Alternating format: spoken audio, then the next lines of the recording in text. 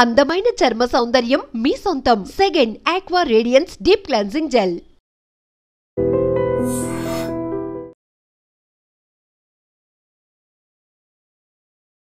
విజయవాడలో బాంబు బెదిరింపు కాల్ తీవ్ర కలకలం రేపింది. బీసెంట్ రోడ్లో బాంబు పెట్టినట్లు ఓ అగంతకుడు కంట్రోల్ రూమ్కి కాల్ చేసి చెప్పడంతో వెంటనే పోలీసులు అప్రమత్తమయ్యారు. విజయవాడ పోలీసులతో పాటు బాంబ్ స్క్వాడ్ కూడా అక్కడికి చేరుకొని ముమ్మరంగా తనిఖీలు చేపట్టింది. ప్రతి ఒక్క ప్లేస్ని కూడా క్షుణ్ణంగా తనిఖీలు చేసింది బాంబ్ స్క్వాడ్. అయితే ఎక్కువగా బీసెంట్ రోడ్లో తోపుడు బళ్ళు అలాగే వ్యాపార సముదాయ కేంద్రంగా ఉంటుంది కాబట్టి ప్రతి ఒక్క షాప్ని కూడా అంటే ఉదయం 10 గంటలకే షాప్స్ అన్నీ ఓపెన్ చేస్తారు. కానీ 9:30కి కంట్రోల్ రూమ్కి ఒక కాల్ రావడంతో ఇమీడియట్గా వ్యాపారస్తులందరినీ కూడా పోలీసులు అలర్ట్ చేశారు. దీంతో వ్యాపారస్తులంతా కూడా ఒక్కసారిగా అక్కడ స్థానికంగా ఉన్న ప్రజలు కూడా తీవ్ర భయాందోళనకు గురైనటువంటి పరిస్థితులు నెలకొన్నాయి. 2 గంటల పాటు బాంబ్ స్క్వాడ్తో కలిసి విజయవాడ పోలీసులు ముమ్మరంగా తనిఖీలు చేపట్టడంతో అక్కడ ఎటువంటి బాంబు ఆనవాళ్లు లేకపోవడంతో అంతా ఊపిరి పీల్చుకున్నారు.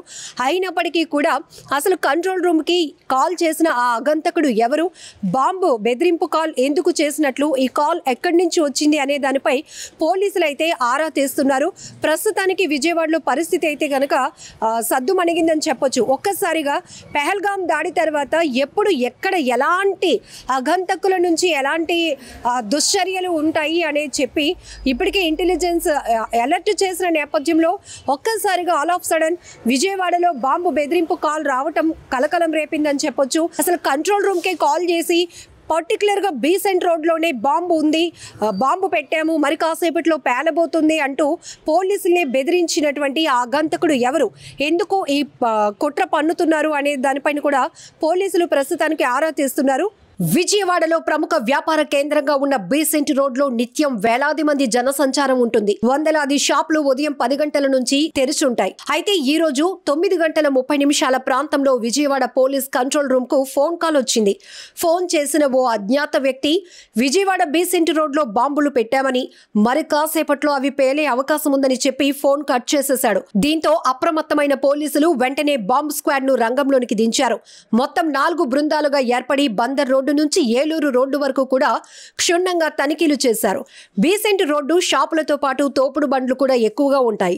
దీంతో ప్రతి బండిని బాంబ్ స్క్వాడ్ తనిఖీలు చేసింది. అయితే బాంబు ఉన్నట్లు ఎటువంటి ఆనవాళ్లు కనిపించలేదని పోలీసులు చెప్తున్నారు. తనిఖీలు కూడా కొనసాగుతున్నాయి. మరో 2 గంటల పాటు బాంబ్ స్క్వాడ్ తనిఖీలు చేసే అవకాశం ఉంది.